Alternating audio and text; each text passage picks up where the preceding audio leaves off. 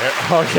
Turn that applause up. Everyone. Thank you. We're back in the studio. Master Keys Podcast. Master Keys Podcast, episode Unknown. 7 or 8. 7 or 8. Yeah. 7.5. And we're huge on TikTok.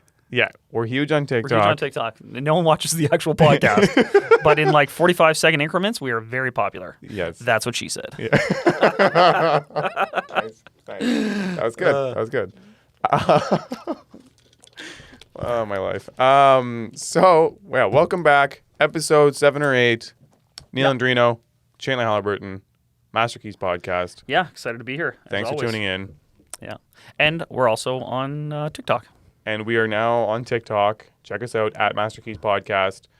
We're professional on TikTok, I'll say. I mean, I don't have the app. So I don't know what's going on, but I hear good things. And then Tanner hooked it up here today. Yeah, BlackBerry. Can I get a new phone, please? Can you download TikTok on that? I think so. Okay. But yeah, I responded to a couple things today, so we'll see how that goes. Yeah, check it out. It has some snippets there. And people are leaving lots of good feedback and questions that we're trying to build. And off from weird areas, like this, a lot of people are like, that's not how we do it in Georgia or Finland. It's like, yeah, I mean, things are different everywhere, but that's kind of cool. The reach is very neat. It's cool. It's cool to see. So today, what's going on? We're going to be talking about kind of an interesting thing that's going on here. It's a landlord blacklist. The blacklist, circling back. We kind of dropped a teaser about this last episode, right? And we're coming back to it. I'm excited to talk about this one. Sorry, landlord created tenant blacklist. Landlord created tenant. Yeah. Yeah, I said landlord blacklist, which I'm sure there's one of those too, but yeah, I haven't seen that. I may be the number one guy on that. I think we also should show the clip here where like Neal's eyes bug out when I say like maybe there should be a landlord registry. Okay. Anyways, moving forward, and we're also going to touch a little bit more on the conservative platform because last time we intended to, but the liberal platform is quite big and there was a lot to discuss, so we went over it for probably a little over time. So we'll probably touch on that to get started, and then we'll go into the tenant landlord blacklist. Also, like we always do, you want to recap something that happened in your week? Gosh, well, I think as I maybe alluded to, I kind of we talked about this on the air or just you and I, but I'm kind of considering another property purchase, not sure if it's the right thing. You're laughing at me because I'm still considering it. And you're like, don't do it, just build the bigger stuff. But I'm like, but I want both. So I don't quite know. And then I was trying to work on a land play, but the seller is now ghosting me. That same guy that every time we have a deal, all of a sudden he disappears. And that's the Oh my God, that is the most frustrating thing in the world. You go after a property. You sit down with the seller, you talk to the seller, you guys agree on a price. You know, an extortionary price. I was saying an extortionary price where I have this exact same thing with the 14 unit. The price sucks. And I tried to negotiate with him and he's like, no, you negotiate, I'll increase the price. And I was like, all right, whatever. Because it kind of benefits me more than just the property because it neighbors mine. Send him the offer. Ghost. Full radio silence. I mean, I'm a big believer in paying for something that you want. The worst thing is when you say, okay, I will pay for that now, and you still don't get it. It's frustrating. So frustrating. Yeah. Anyways, that's fun. And I've got some trades, guys. Like, this is actually a small property that I helped my sister buy. And, we sort of knew there were some issues around the back of the building and the decks and around the doors. Like, okay, the flashing's not great. And it's like peeling back an onion, man. And the back of this building is essentially like pretty rotted out. Yeah. And then my normal guys were busy on other projects. Yeah. So we kind of were like trying to find a crew that would take it on. And these guys said they would do it and that they'd be there, on Monday. And then Monday came and they weren't there. Oh, it's a holiday. Okay, then they're going to be there on Tuesday. They weren't there on Tuesday. Wednesday, there's no sign of them. We have to call them to see where they are. And they say, we're not going to do it. It's like, so, when you said you did, like, I don't understand. Man, I hope people listening out there go into the trades because if you are good and professional, you will crush it in the trades because that is not the standard level of service. A lot of bozos in this industry, man. There is huge money to be made in the trades. If you just show up. Oh my God. I think it's a satisfactory job too. Like I think you do well. There's a lot of satisfaction in being able to create and do stuff. Totally. And it was looked down a lot. Like again, from growing up, it was looked down upon a lot. But realistically, like if you go into the trades, you do well. You can start your own business. You learn a lot more than you would in a lot of these other basic office positions that people end up taking. and your growth potential is enormous. Like, and a lot of these guys are like, I can't believe, man, I can do that for 20% cheaper, right? And it's like, well, you know what the extra 20% is? Them showing up and doing it, right? Like a professional squad runs it like a business, which is I've agreed to do something and I will do it. Yeah. And you and I both, we would happily pay for the reliability and the professionalism. And a lot of these crews just don't have it. Like my guys are phenomenal. It just happened like they were on another project. So we tried to find someone else who came referred by like a pretty big guy. And that we told that guy, it's like, yeah. He's like, how's he working? I was like, he didn't show up. I said, well, that's the biggest mistake that guy made because now I'm not sending him anything anymore. And like, we're certainly not sending him anything ever again. But it's brutal because now I have to have this awkward conversation with tenants who don't know me yet. You know, they don't know that I am on the ball with stuff. All they know is this guy who like said the back of the building was going to be fixed and now it's not getting fixed. Torn to bits and it's not fixed. So I'm going to have to reach out to them today and whatever. So yeah, just a typical week. Typical week. Yeah. What about you? I mean, to touch on that, same thing. I have a bunch of units that are ready to be trimmed out. All the fresh drywall's up. They're just sitting there. I need to get the trim on so we can spray all the paint. I can't. My typical guy, same thing. He started. He accepted the job. He stopped going. But his thing was to fill in the gap. He just sent over like random laborer kids to put on the trim. I went and looked at it. It's like there's like different heights that butt each other, and the corners gaps are like this big, and the edges are broken on the trim. And I was like, "What is this?" And he's like, I'm just busy and I'm doing this or whatever at home. And so I was like, yeah, it's tricky, right? Like this is the problem everyone has with scaling businesses, right? Like, and you can have the best craftsmanship, but if you can't figure out how to scale your business. So, I think there's an opportunity for someone there. And certainly I wish I could go back and, learn more trades because I just enjoy that stuff. But for someone who's already inclined that way, combine that with a business acumen, you could have a good thing going pretty quick. It's a good way to get in real estate too, because you can do your own properties. Yeah, you can put cash together pretty quick, and you're going to incorporate. So you're going to have this money coming to the corporation that then you're going to want to invest in all that. Taxes. Yeah. So the other thing that happened to me this week was actually it just happened to me this morning as I was driving in. Kind of funny. Lawyer calls me and goes, "I have a slip and fall suit for you." I was like, "Ooh, what?" Yeah, I don't even know. Your lawyer, Blair? No, my lawyer, Stephen Ling. Oh. And it's like a property manager or something, or someone's. Yeah. Slip and fall. Yeah. So he said someone has now filed a slip and fall thingy against me, which is the first one. Have you ever had one? No. This building has been empty until this summer. So I'm like, did they slip and fall in the concrete? Like, is that a thing? This is a current tenant? I don't know. I gotta check because I don't know all the names of the tenants. Neal, that just gave me anxiety. Yeah, I was like, Jeepers. He tried to play it down. He's like, yeah, it's fine. Your insurance will deal with it. I mean, I don't know, but anyways, it should be interesting to see how that goes down. And I haven't looked into it yet. He said he's gonna email it to me. And hopefully the person's okay. Yeah, definitely. I need to know the details because I honestly don't know the details and everything because it's a fully renovated building. But anyways, we'll look into it and then I'll probably have an update for you guys next week when I'm bankrupt and going to jail. Yeah, you're back to Idaho. Yeah. All right, so let's dive in here. Let's get into it. Yeah, we kind of touched briefly on the conservative platform, but we felt we should go into it a little bit more in depth.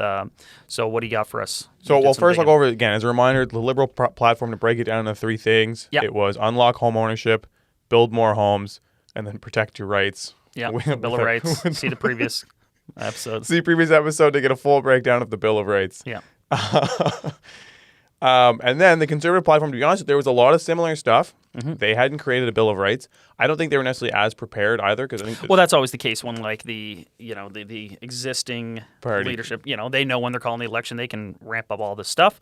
But one thing we know is housing is going to be at the forefront of this election. It's a major thing for everywhere. I guess when you think about it, housing is like not one of the biggest. It is the biggest expense for most people. So I get how it becomes such a major thing.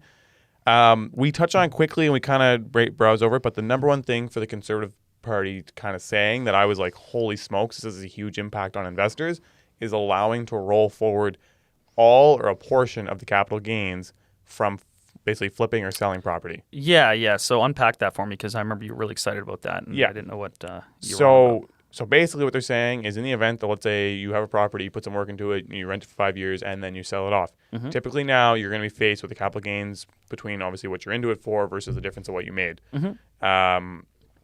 They're saying that instead of taxing you on that, there will be necessarily like maybe a set period of time to then reinvest that into a new property. So as long as it gets reinvested into another property, you're going to be faced with much less or maybe none or no capital gains tax bill.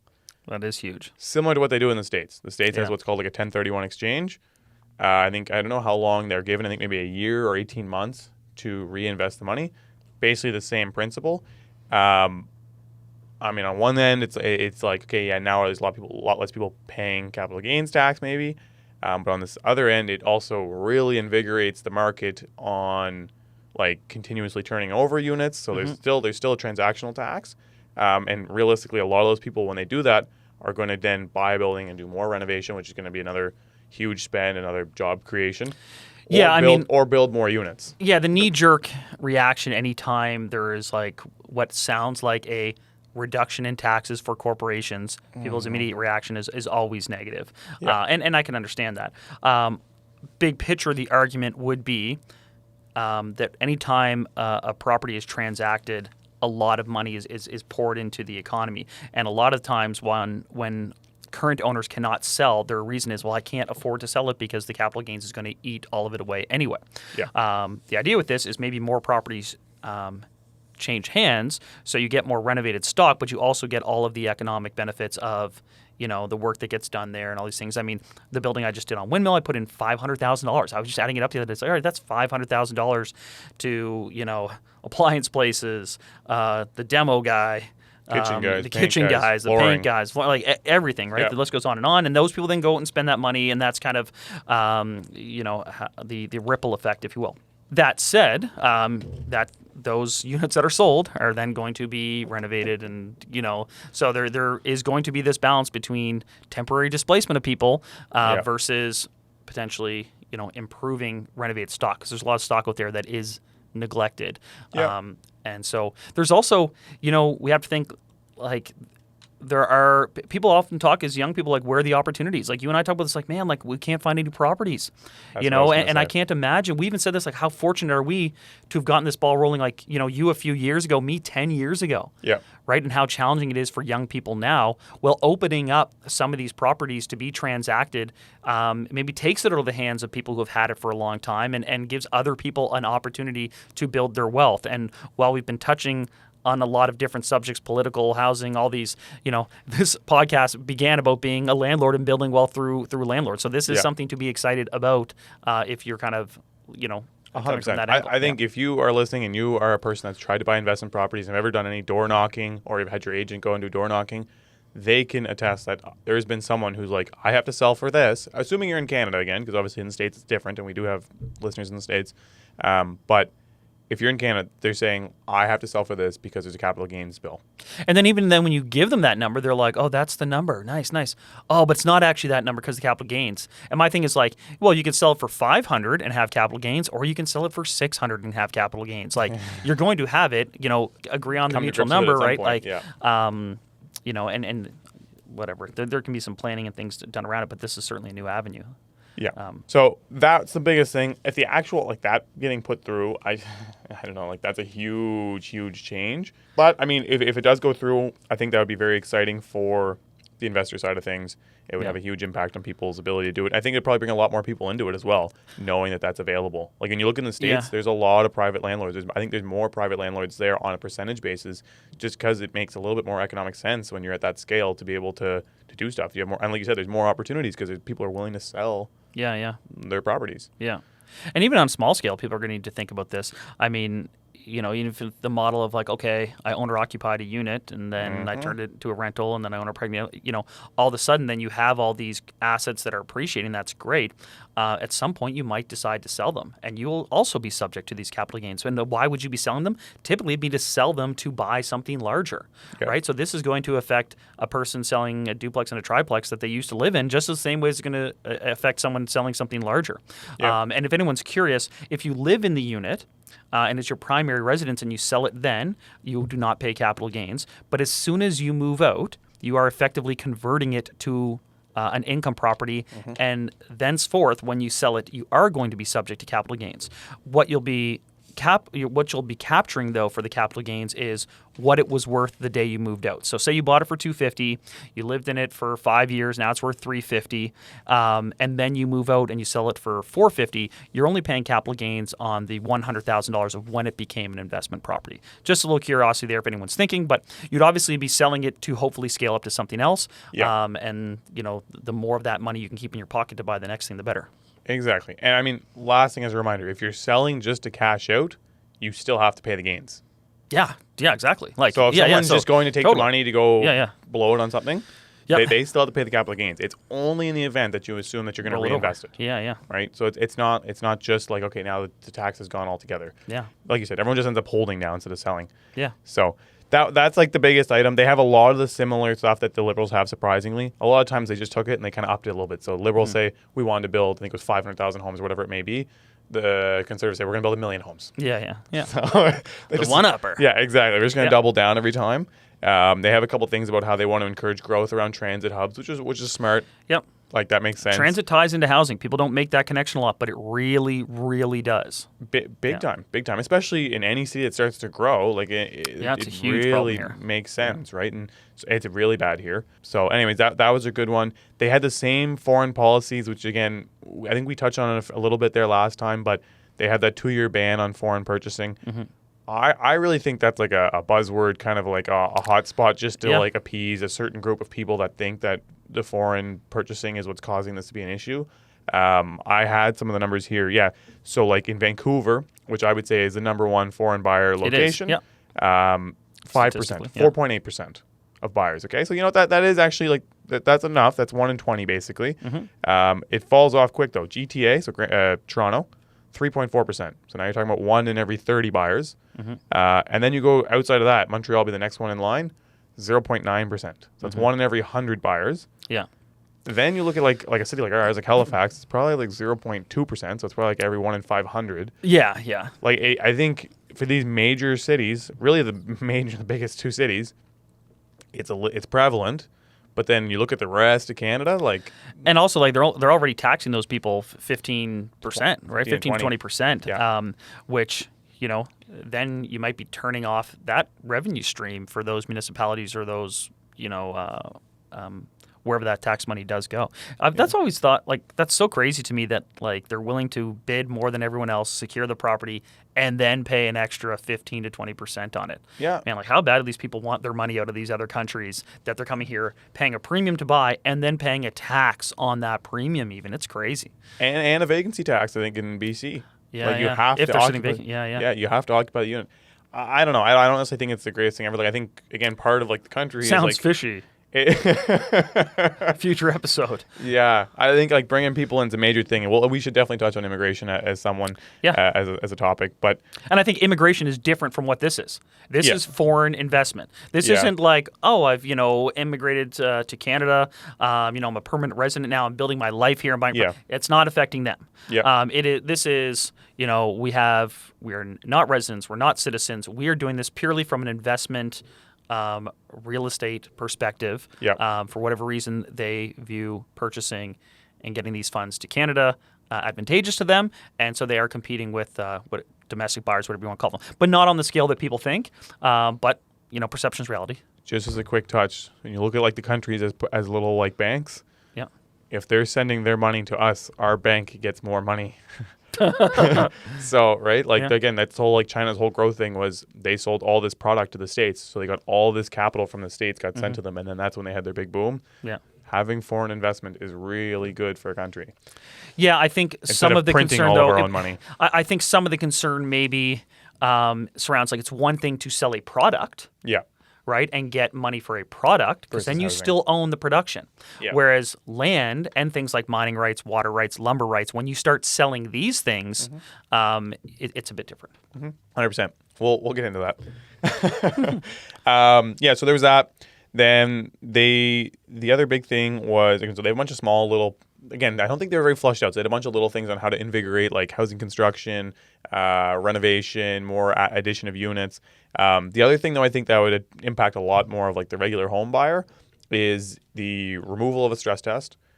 Removal or reduction of stress test. Okay. Opening up 7 to 10 year terms.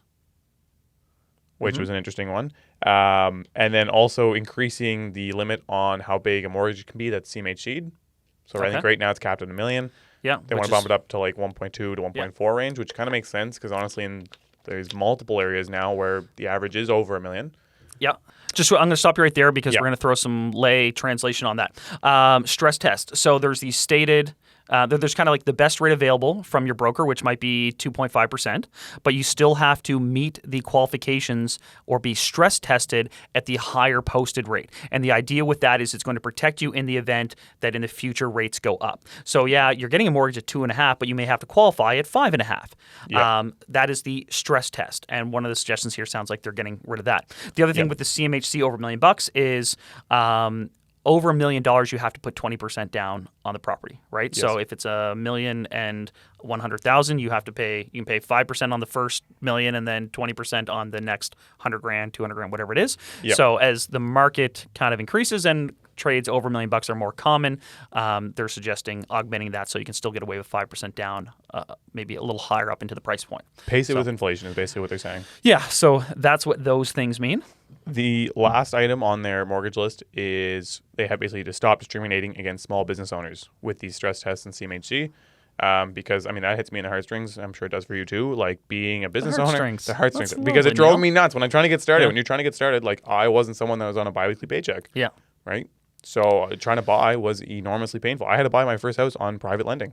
Right. Like it was a $250K house. I was making great money, but I didn't qualify for anything. Yeah. So I had to buy it on private lending, and then only a few months later was I able to then re-switch it to an actual mortgage, which even that was at 5.7% or something. Do they give any details how they're going to do that? Like what? Like that's the thing. Yeah. So it's very not flushed out. It just says fix the mortgage stress test to stop discriminating against small business owners, contractors, and non-permanent employees. Yeah. So one of the things if you're independently contracted or have a different wage structure is that they'll often want to see 3 years average. So if you're new to an industry and you may be doing great, but if it's structured a certain way, they're going to take a 3-year average and your first year is 0. Right? And you might get an exception to only look at a 2-year average, but what if first year you were just getting your feet wet and you maybe started partway through the fiscal year, right? Maybe only, $30,000. Super common for agents. Yeah. Like say it's $30,000, but you did that from September to December. It's like, well, that's fantastic. You extrapolate that across the year. It's a really good number. And then the next year you do $100K for the whole year. It's like, well, they're going to look at your average of those two. 65. Right? Like, so I think adjusting those is great, especially we've talked a lot about people getting into the trades and some of these alternative, career paths that aren't Monday to Friday salaried employment. Yeah. And man, I had the same deal when I was starting out. My wife was a substitute teacher. I was an agent. We could not get approved for barely anything. Right? Yeah, it's super, super tough. So I think for that side, I think that's a great thing. That one I think really, really makes sense because there's a big portion of our workforce that is, especially now. And increasing. Freelance, consulting, all this stuff. It's non-permanent employment is increasing quite a bit, and I think there's a lot of reasons that corporations are doing it, but then on the flip side, then the bank, like we're getting kind of screwed on the ability to get lending. I have a client who's struggling right now with long-term disability. She's been on LTD for 11 years, but you have to get renewed every single year, so they don't view it as reliable income. Yeah, right. Like that seems pretty messed up. Yeah. So we're actually going to look at an alternative broker route and try to find something there. But yeah, I think it'd be great. The more things that can help home ownership be an option for people, sooner the better. This is when brokers come into play. I find like a lot. Like when I have clients that are self-employed or one self-employed, one like in there it's mixed incomes and they want to do a joint application. I almost always take them to a broker. Yeah, like banks can only offer the bank products. They're kind of like, do you fit in box A or box B? And if you're not in either one of those, they may not be the best fit. So yeah. Anyways, that's kind of that. I'm not, like I said, the NDP, I mean, not to discredit what they're doing. Theirs wasn't very fleshed out. Like their biggest thing is they were kind of just going after really big on the buzzwords of like homelessness and affordability, which is good. They didn't really have great policies in place for it. I'm not really going to get into it, to be honest with you. I think these are kind of the two major ones that we're going to look at. But in general, I found that they kind of had like set little things. Like right now, it's a hot topic about the homelessness. Yeah. So they had a bunch of stuff about that. But like in general, they didn't have really anything about a bunch of other topics. So yeah, I'd be curious to see at the time that I looked. Yeah, I'd be curious to see as they flesh out their platform where they view the role of government in this, because obviously a lot of it is going to be, in some of their other mandates, it's been about holding the private sector more accountable, quote unquote. Yeah. But they also are a big believer in government intervention and role. And so I'm curious to see if they're, because nothing in here, you notice, talked about building public housing. Right, in either platform. There's like all this, unlock 1 million homes and this, that. Basically, it's like we're going to write blank checks for the private sector to do this work for us. But like there's very little like we are going to do this publicly, and maintain it publicly. And I'd be curious to see what the NDP thought of that, because they're, I would say, more inclined towards government programs. So it'd be interesting to see. Yeah, I like. Yeah, to both of them had a lot of like invest or set aside money for those things. Like in here, they have invest $325 million over the next 3 years to create 1,000 drug treatment beds and 50 community centers. Okay. That's. So they're into it, and they all kind of have similar stuff. But you're right, nobody has like a set real like. And again, that's shelter, homelessness programming. What about permanent housing for those individuals and individuals maybe slightly at a higher price point and all that. Curious to see if anyone addresses that. That seems to be the one people are like, we're going to put all this money out there and then let you guys figure it out. And I don't know, like I'm not big on government intervention, but this is something that's fundamental that I think they need to create housing, man. But anyway, we've touched on that. We've hit that drum. So anyways, just again, we want to go back over that because, like we said, we spent a lot of time on the Liberal Party. We wanted to go a little bit more over the Conservative Party, especially where it could be a tight race. Yeah, and NDPs, like, if you want to send us over the platform, anyone watching this, go ahead and do it. Yeah. And pull a little higher, and we'll cover you more. No, like we're not covering the PPC program here either, or the Green program for housing. And no disrespect. That's just a little tease. I'm just joking with you guys, but it'll be interesting to see how this all shapes out because. Hot topic, man. 100%. And I'm sure we'll be touching on it again as things get closer. Anyway, so transitioning from that into our topic of the day.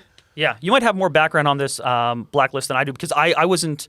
I had heard of this actually from a client a while ago and didn't look into it because I'm not a member of a lot of these Facebook groups. Where apparently these were being shared. And there's two lists. One has like thousands of people. One has shorter. Yes. One of them was like based in Amherst or something? Yes, one's based out of Amherst. Yeah. And there's two lists. I actually forgot to write down the names of the companies, so I'm just looking up right now.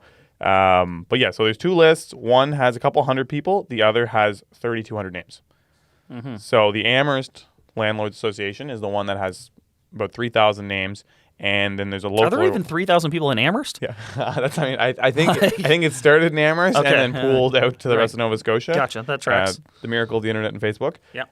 And then the other one, the Nova Scotia chapter of Acorn, has a do not rent list that has 256 tenants. They don't have the list. They got the list. Acorn is an advocacy group. Yeah. Yeah, exactly. But they found the list and it was 256 names, and that's based out of Halifax. And I think they essentially anonymously joined these pages, interacted, and eventually got their hands on these lists. Exactly. Yeah. And so, quick background. These are two Facebook groups. They have these lists, and basically landlords, private landlords, have been submitting names of tenants that are doing things, whether it be mispaid rent, damaged units, anti-landlord. Commenting online. I saw that. That's online. A little dicey. That's a very dicey can of worms, one. Yep. And just basically that kind of stuff that basically is that's poor for another landlord to have to deal with. And so they're putting their name up there. I don't think they're giving up any like real detailed information, but basically they're sharing their experiences with that person and saying maybe you shouldn't rent to them. But yeah, I think the issue was this whole concern around doxing and putting someone's information out there, and maybe creating a prejudice or a bias against an individual. That this is the obvious concern with it. I see both sides of this one, Neal. The same. First question: do you have the list? I don't. Yeah, neither do I. Nah. I tried to join. I was like, my first thing, I was like, do I press like following for the list? I'm kind of curious to see it. That's human nature. I would like to see the list. Yeah. I tried to join a group to see the list, and I never got accepted. That was almost actually last week. But I think that's with everything going on, they might not be accepting new people because there's some risk on who's joining really quick here right now. The Amherst Landlord Facebook group is like, why are we seeing all this renewed traffic? Yeah. I mean, I see both sides of it. I'll let you go. Go ahead. That was it. No. Okay. So I obviously put myself in the position of a landlord where we as landlords rely on often the reference of a previous landlord. Yes. It's in there in most applications. Yes. Please provide the contact information for your previous landlord. I get those calls all the time. Yeah. And I've made those calls all the time. I'm sure you have the same. Yeah. So a landlord reference is nothing new. Yep. The difference is it usually is voluntarily provided by the tenant. Yes. And when they can't provide one, obviously you start to get nervous as a landlord. Like, what is this issue you had with your previous landlord? Rightly or wrongly, sometimes you're concerned with that. Yeah. So, yeah, I mean, I guess going specifically, so with that being said, then would you, if you had access to the list, would you just do a quick name check? I mean, I guess if I had the list in front of me and it was alphabetized and I was like, okay, last name this, I'll check it out for sure. I think anyone who's going to be able to, holier than thou, no, I would. That's like saying I also wouldn't call their references. Of course I'm going to call their references, right? Like, of course I'm going to check these things, but I'm not going to go to my way to make that list or seek out that list. I'm saying, like, literally, if you had it in front of me here, I would be curious to check it, and I would probably recognize a couple names on it. But I wouldn't go out of my way. I mean, I've got my own vetting process that I feel good about, and knock on wood, I'm probably a few hundred tenants in now. And the only times I've been burned, it's been like my own foolishness. Except in one case, I got a positive recommendation from a landlord who was clearly just removing a problem tenant from his building and sticking them to me. Clearly. Yeah. I've thought about that before when I've talked to them, and like, then why are you getting rid of them if they're so good? And I'm like, because I got to do something. And they're like, he's a problem tenant. I'm like, no, he's not a problem tenant. I literally just need the. But then after I had that person say it to me, I was like, that kind of makes sense. Like, if I'm called, because I've had a few bad tenants, and I've called their references, and now I don't know if their references were just like their friend that they gave me their phone number for. Yeah, totally. That's the other thing. Like, there's no fact checking on it really, or is it that the landlord's like, I don't want to deal with this person. Yeah, totally. I've had the concern as well, which is why I try to get a few and usually rely on the employment one most, because that's the easiest one to vet. Yeah, I mean, the challenge is you worry about someone being on there wrongly. Wrongly is maybe not like someone who's not getting a fair shake because maybe some personal conflict with the landlord or something like that. So it's being labeled as some of this aspect is like partially illegal to do so and releasing the information. So I think the first thing off the top I was thinking about is kind of like, I don't think anyone's giving out personal financial information. I think they're just sharing their experience with that person. Again, I haven't been on the list, so I can't 100% speak to it. But they did have some interviews with a few different legal aides and lawyers and things like that said you can't legally disclose this info. I think there's like a why. Like, this person, this is their name, this is why they're not recommended as a tenant.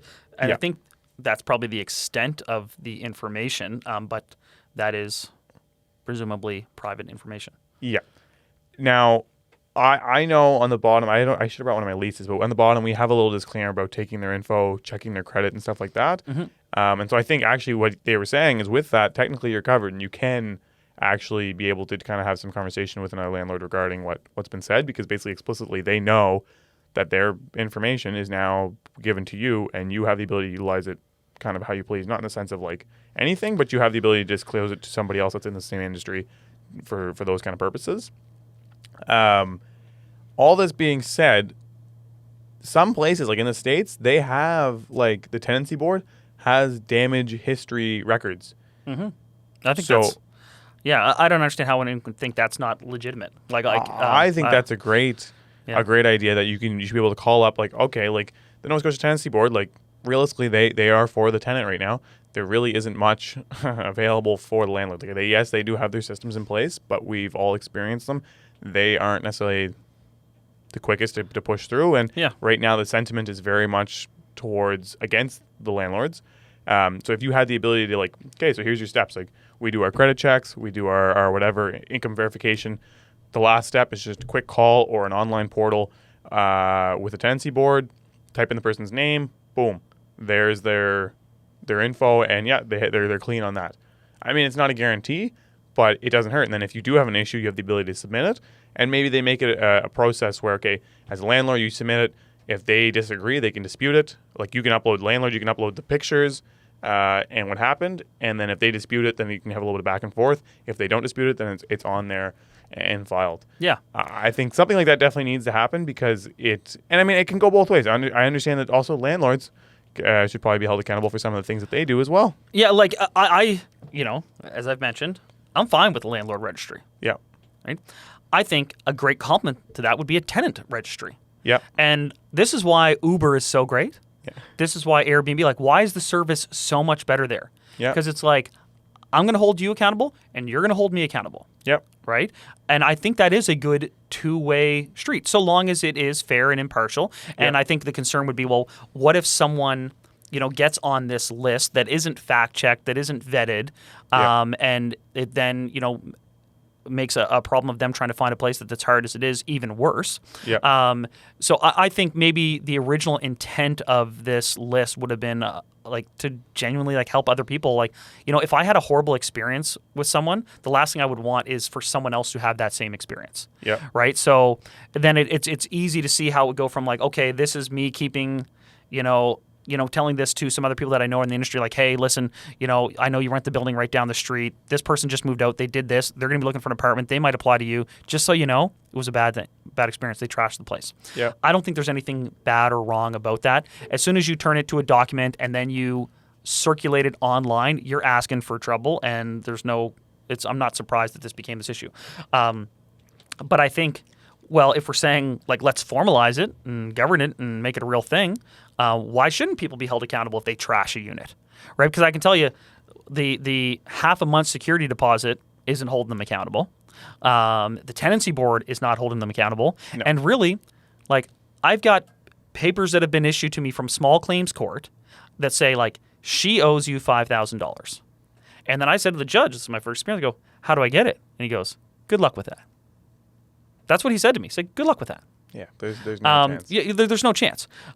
So you quickly learn well, I have no recourse, so I'm just going to eat it, and this is going to be the cost of doing business, and it sucks and it hurts, but you roll with it because there is no accountability there. I think accountability on both sides would be great. I think of all these names on the list, it's got to be grossly out of date and probably not that relevant, much of a exhaustive. realistically. Yeah. But it's prior to this news story, I had never heard another landlord, and a good percentage of my friends and colleagues are landlords. Never once had one of them been to me and said hey, look at this list, or hey, you should check out this list. I've never. It's one time, one client who's pretty online Reddit, Facebook savvy, he's in deep on that. He mentioned its existence, but I thought of it as oh, Amherst and an old list, it doesn't interest me or affect me at all. Yeah. But I have thought, my gosh, I hope no one else rents to this person that has just destroyed a unit or whatever.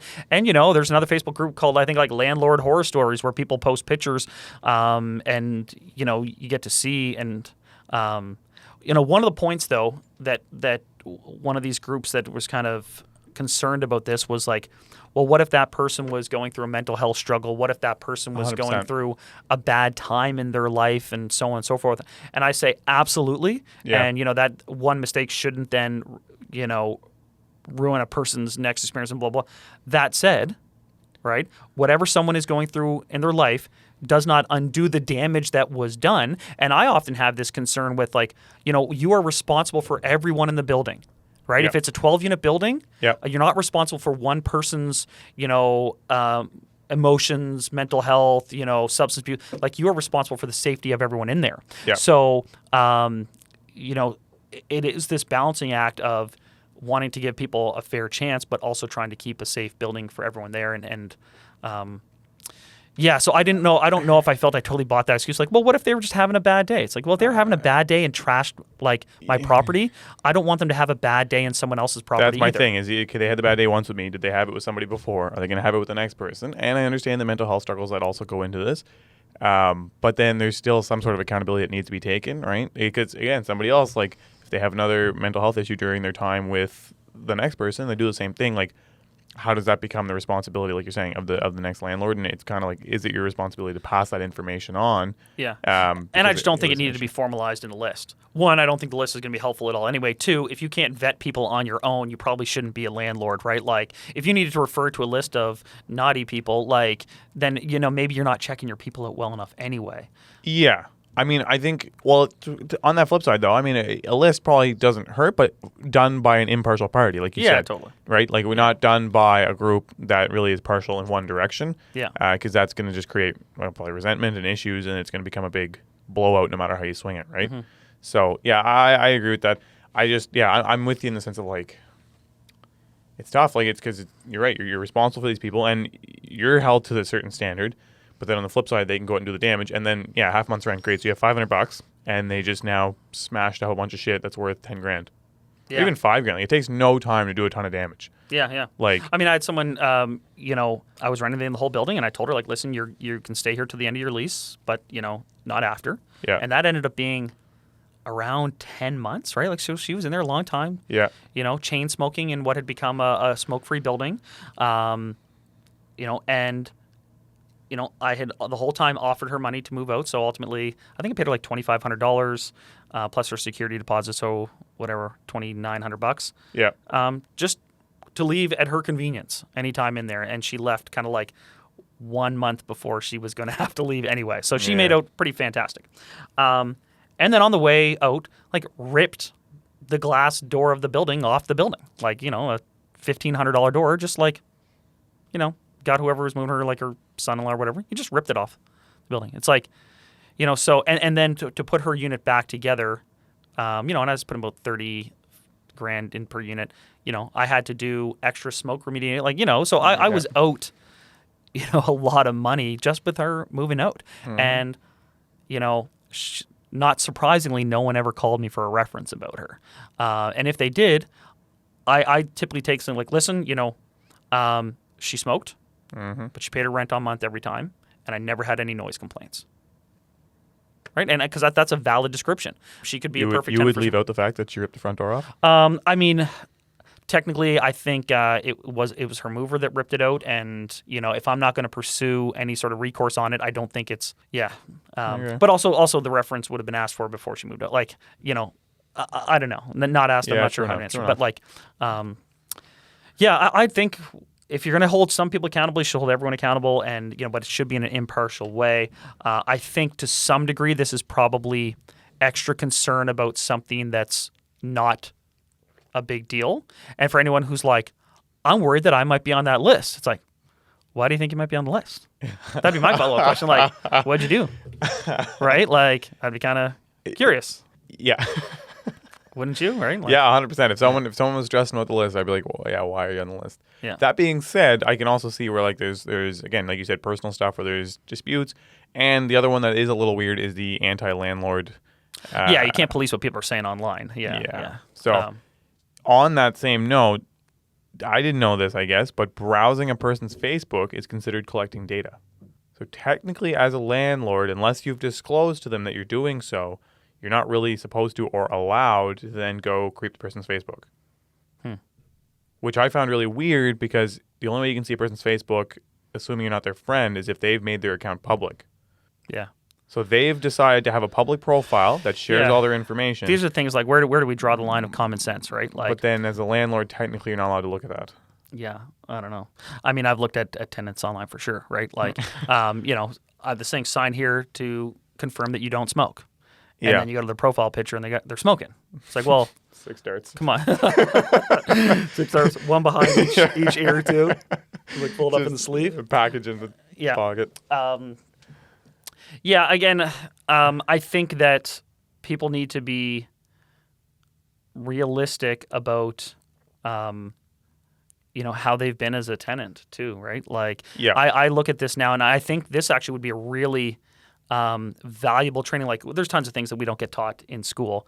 One of them is how to apply. We learn a little bit about how to apply for jobs. Then we quickly realize none of that matters. Jobs are often about who you know and leveraging from one job to another and all this thing. But we do learn how to write a resume or a CV.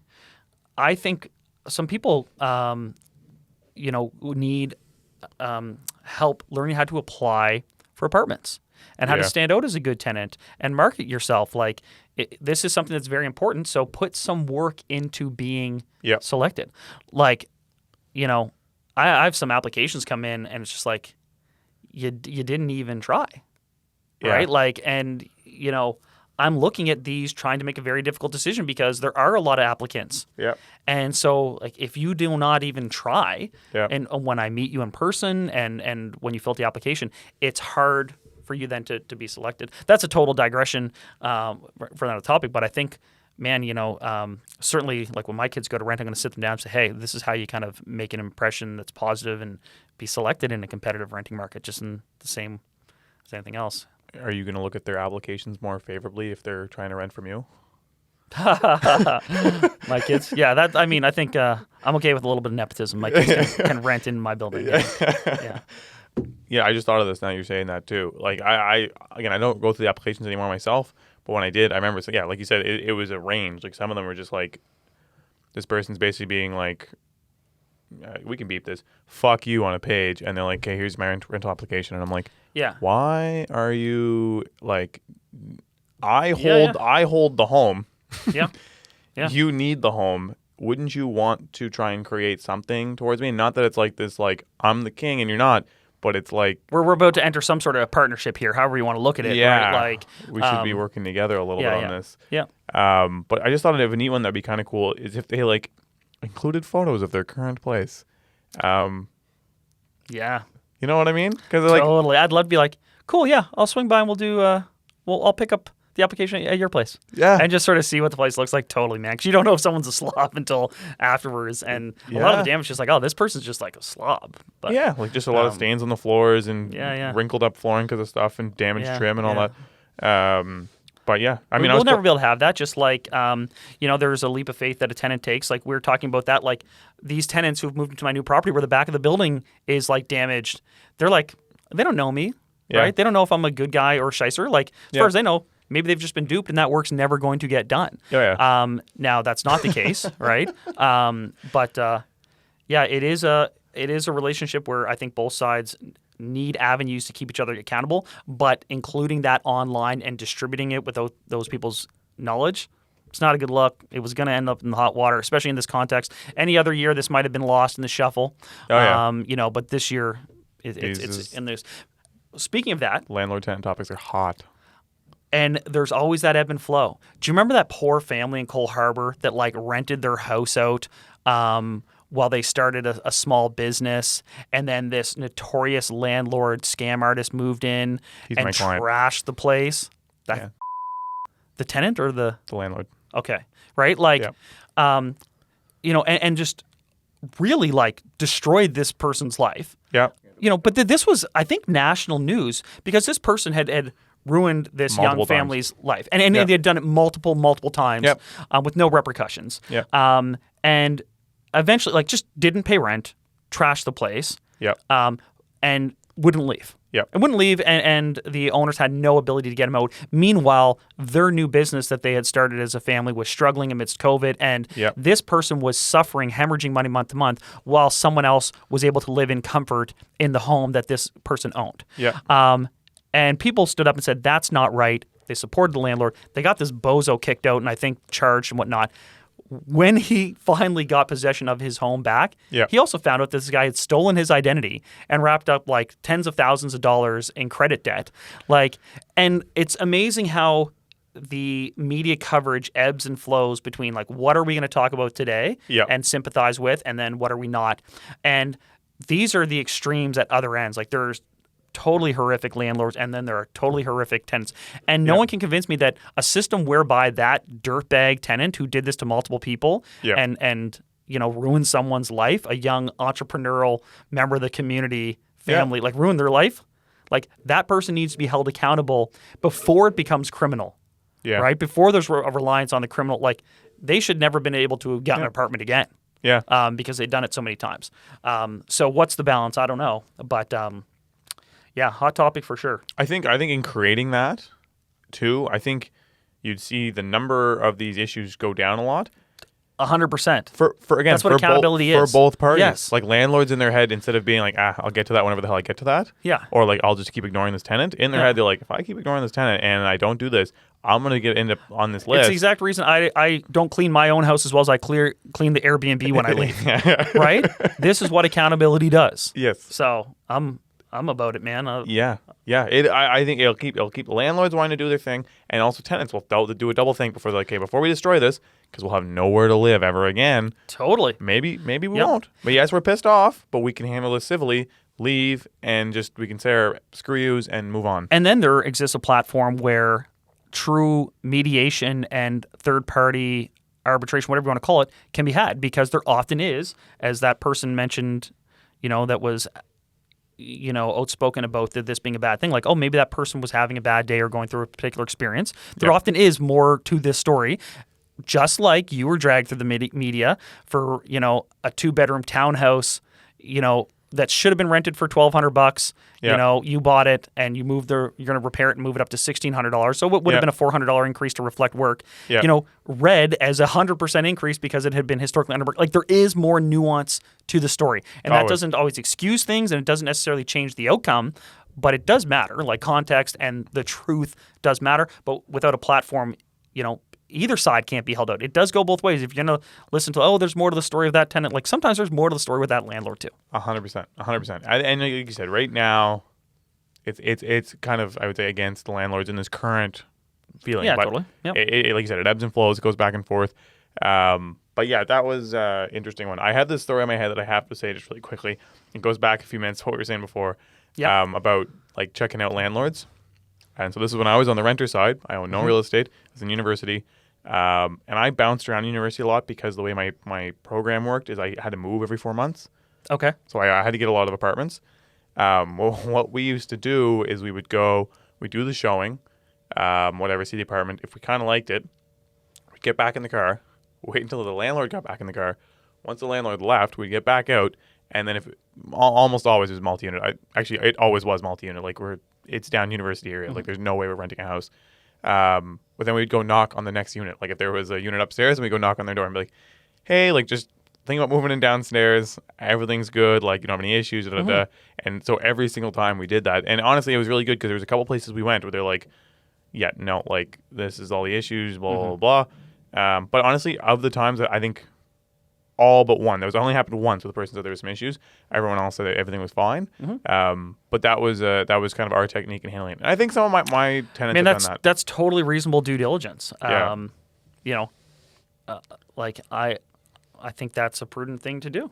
Yeah. It felt right in the time, and I'm glad we did it.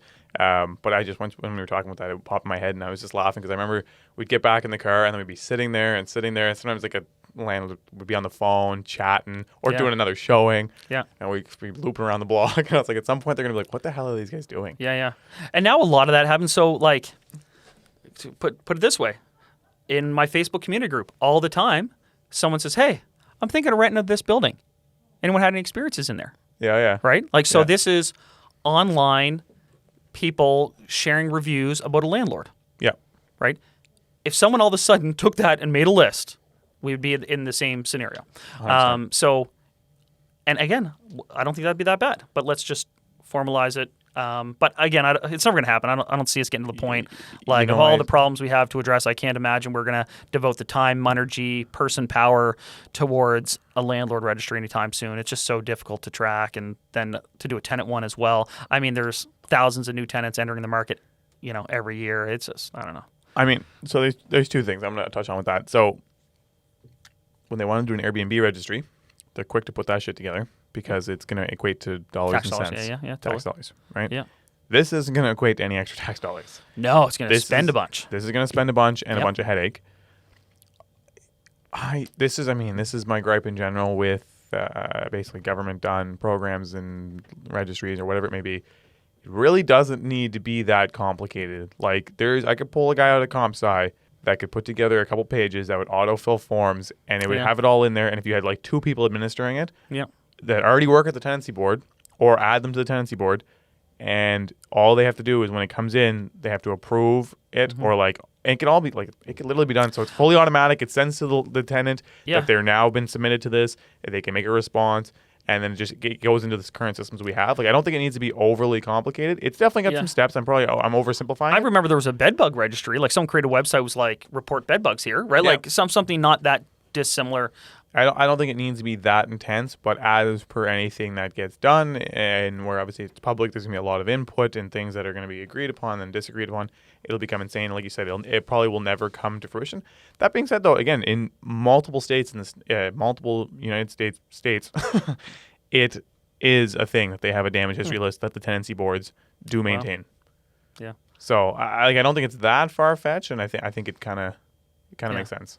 Right. But, okay, I mean, I know I've got to run. I got to go slang some houses. Yeah, so. a little bit shorter by a few minutes, but that's it. I think it's the first time. Usually we're always overrunning time, cutting it back. But yeah, good chat. Thanks for listening. Yeah, see you on TikTok. Check out our TikTok. Are we getting some stuff up on Instagram? We will be. Yeah. We're starting some stuff up on Instagram. Feedback, and if you know us personally, shoot us a message with something you want to hear, or if you disagree with something. But we would love it for you guys to put it on YouTube or TikTok with a comment, a like, something that we can work with. But thanks for listening. Love the engagement. Yes. Exchange of ideas. Exactly. All right. Rolo. Where's our happiness? Hey.